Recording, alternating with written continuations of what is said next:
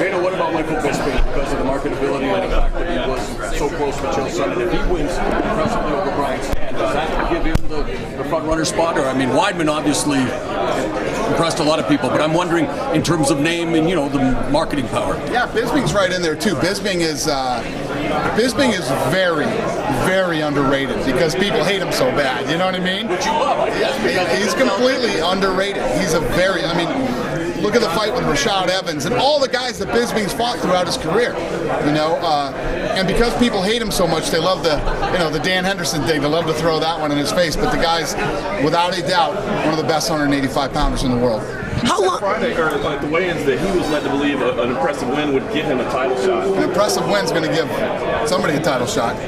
Yeah, like I said to you guys, that's what I'm looking for. I'm looking for a guy that goes out and performs like Weidman. You go in, and you're ranked low in the top 10, and you take out number 2 or 3 the way that you did.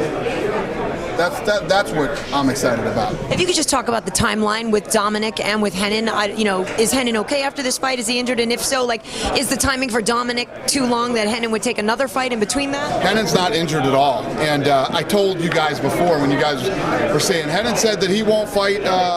He won't fight in the weight for Cruz. It was the biggest fight of his life. He was fighting Uriah Faber. He had all this pressure on him. All he was thinking about was Uriah Faber. He'll fight again. He's not hurt. And we'll see what happens. So, Chuck, what will you do with a guy like Chuck Congress? Obviously, people weren't happy with that fight.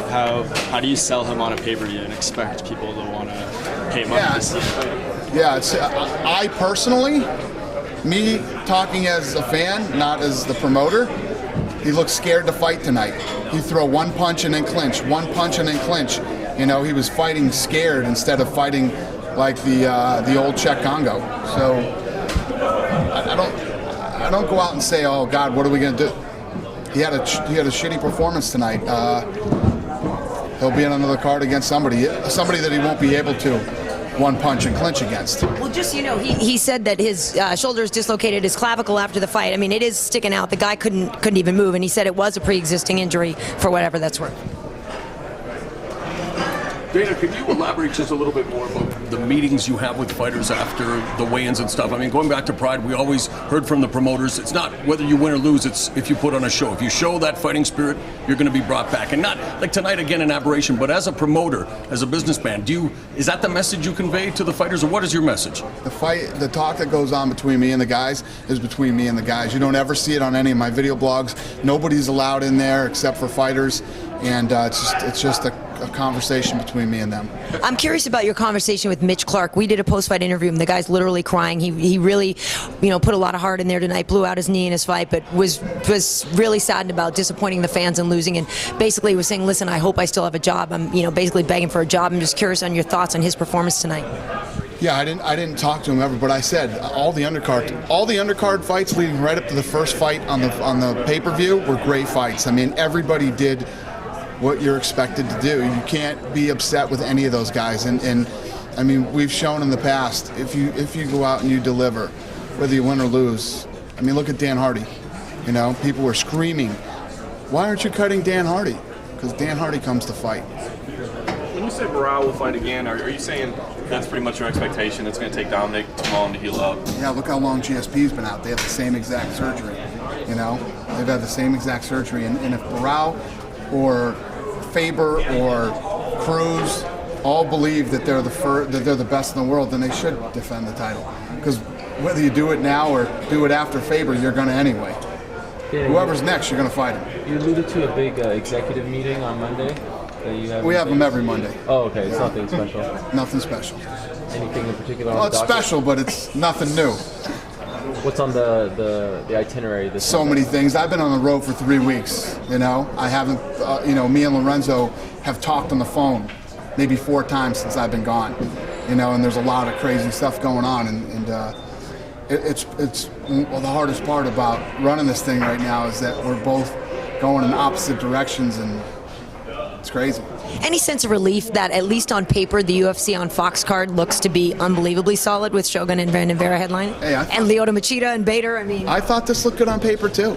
Like I said, when I rolled into town on Wednesday and we had our press conference, I'm not up there making stuff up. I'm laying out the facts and the stats, and if there's one person who doesn't agree that they thought Lombard-Bosch was going to be awesome, tell me why. I mean, and I thought that Faber, and you never know what's going to happen.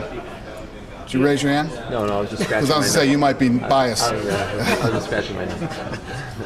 What do you do with Faber at this point? Lost 4 title fights in a row, going back to WEC. He's going to hear about it. At the top level. He's going to hear about it from Cruz. But then I don't know, you know. In terms of promoting him, at... Yeah, it's one of those things we got to figure out. We love Uriah. Uriah's been a great fighter in the WC and the UFC, so we'll see what happens. Any immediate plans for Chael Sonnen as well coming off, and what he's been able to do, not only for himself, but the business and everything? Is anything at all that you can comment about his future and where it might be? Chael Sonnen's got an awesome future. I mean, the guy's still one of the best in the world. There are some interesting fights out there for him if that's what he chooses to do, and Fox loves him. I mean, At 205 as well, maybe, or always at 185? Yeah, the crazy, I don't know. Well, the Quinton Rampage Jackson stuff, I know Quinton's got a fight already, and then he claims he's leaving forever. So we'll see what happens. But, when I tell you Fox loves this guy, he's going to end up with a huge Fox deal. That's what I believe is going to happen. But, it's his life. We'll see what he decides. Do you have a name in place for Barao? Do you have somebody that you know right now you'd like for him to fight next? No, I haven't even thought about it. You didn't seem the way you said that. Rampage says he's going to leave. You just don't seem convinced that he might not be. I mean, Rampage loves us one minute, hates us the next. So, loves the sport, hates it the next. Loves the media. Rampage and hate him the next. What's the relationship right now with him? Yeah, I don't have that kind of relationship with Rampage at all. I don't dislike or hate him. It's all good. It's up to him. It's his life. It's not one of these things where I'm like, oh God, Rampage, don't do it. It's Rampage's life. If you decide you don't want to be here anymore, or you don't want to fight anymore, we're not going to hold you down and keep you to it. And me and Rampage had this conversation because I said this before, and he said, really, if that's true, then cut me from my contract right now. And I said, dude, we've had your back every step of the way. We've honored every contract that we've ever had with you. Honor yours. And he said, fair enough. That is true, and you're right, and I will honor my contract. What are your expectations for the next Fox card? Your first 3 have kind of had numbers all over the place. Are you happy with the promotion that they've done for this next card, and what are you expecting in terms of ratings? Oh, I have no idea. When it comes to ratings, I don't know. Obviously, I hope we pull a great number, but I never know. The Olympics are up at the same time. I guess that's the big problem. Yeah. I mean, I don't know how much of a problem that is. And, I mean, there's certain events that I think people watch, but I've never seen the Olympics pulling huge, crazy ratings that threaten other shows that are on. It depends on who. If there's things like the women's soccer team and maybe the basketball team and things like that, Phelps swimming and Bolt running. I mean, there's certain things that I think if any of those guys are going head to head with us, you're like, oh God, But other than that, I'm not sweating the Olympics. How do you decompress, Dana, after this? Seriously, like you on the road constantly, and it's your personal life, I don't want to pry, but even after tonight, you're always on point. Like, how do you decompress on the plane? What do you do? These are the tough ones for me, If tonight was a home run, I'd be bouncing off the walls, But I love this. This is what I do, and now it's back to the drawing board, and we need to bounce back after a bad show. I hope that we didn't leave a bad taste in Calgary's mouth, and it's back to the drawing board and regroup. Certainly it's too early to look forward, but I would imagine the next time you do come back, I don't know how you can keep guys from getting hurt, but I would think you're going to give them some big deal fights. Yeah, we can. There's, we put together a rock star card, and it fell apart, and we put together another great card.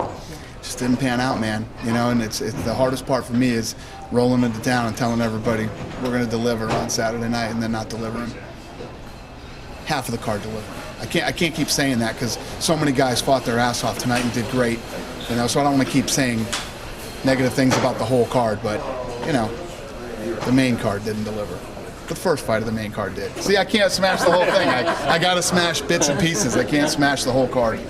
Not that you have any choice in the referees, but I mean, really, honestly, what do you do about the problems that you've been having lately? Is that something you need to sit down with the commissions? I mean, how do you really remedy the situation? They don't want to sit down with me. I mean, we'll leave that up to Lorenzo. Lorenzo's the diplomat here.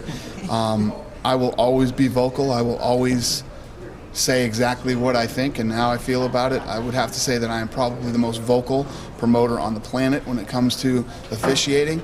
And I'm not just talking about mixed martial arts. I'm talking about boxing too. If this doesn't get fixed, it just absolutely crushes the sport. It's so bad. So how does it get fixed, Dan? Honestly, how does it get fixed? I know you say they don't listen to you, but it's your livelihood too. It's your business. These athletic commissions are put in place to provide judges and referees to be fair, to know what they're doing, to be professional, and to score. It's like the kick to the body tonight. That was a kick to the body, and Rosenthal jumps in the middle because he thought it was a kick to the groin. Come on, man, you're standing right there. Open your eyes, pay attention. Pay attention. This is what you're getting paid to do. This is what you do. You choose to do this. If you don't want to do it 100%, don't do it. Go do something else. You know, there's a difference between a kick the fight could have been ended right there, right? And that's a situation where he doesn't see it. He stops the action, gets half-assed in there, right? Instead of making a clear, decisive decision. And what if Riddle lost the fight after that? In a point where he could have won the fight because he had him hurt to the body with a beautiful kick, which those are hard to land. You don't see him land it all the time, where you actually really hurt a guy, and he jumps in the middle, you know? Then Levine, I'm so pissed at Levine, man, just stands there like a dope and watches these guys clinch on the fence, not advancing their position, not doing damage, just standing there for 2 rounds, and then you let them do it for an entire 5 minutes in a 3-round fight, you know? And again, I blame all 3 involved in that, the 2 fighters and the ref. But the ref's job is to protect the fighters, make the right calls, and make sure they fight.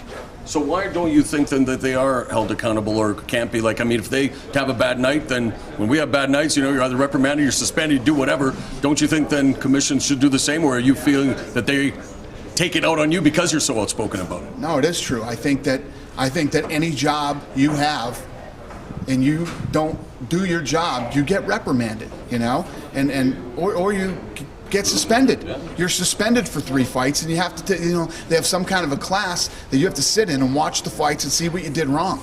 You know, if there's no accountability, who cares? I mean, yeah, I made a mistake. And listen, refs and judges will make mistakes, but I mean, things like that, the difference between a groin shot and a body shot, you know. And if you look tonight, he was too far away, so you screw this kid out of the KO, right? You miss a kick to the body that you think is a kick to the groin. The other guy's standing around letting guys clinch for 3 friggin' rounds and then let them clinch the entire 3rd round.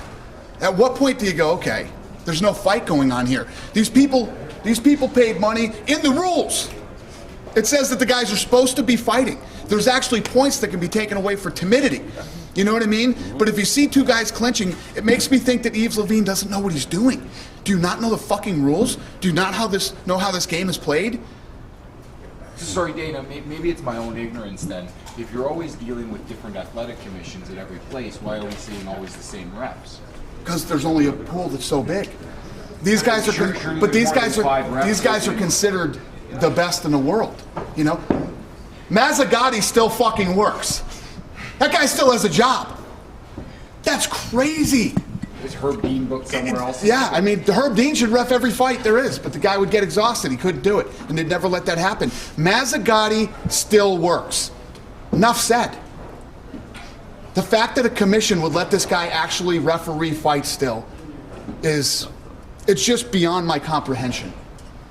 But do you believe then that there should always be that division between the promotion and the sanctioning body? Because you're obviously walking that line pretty closely. There has to be. I'd like to have this ref and I'd there like to have has that to be. ref. Well, I don't say that.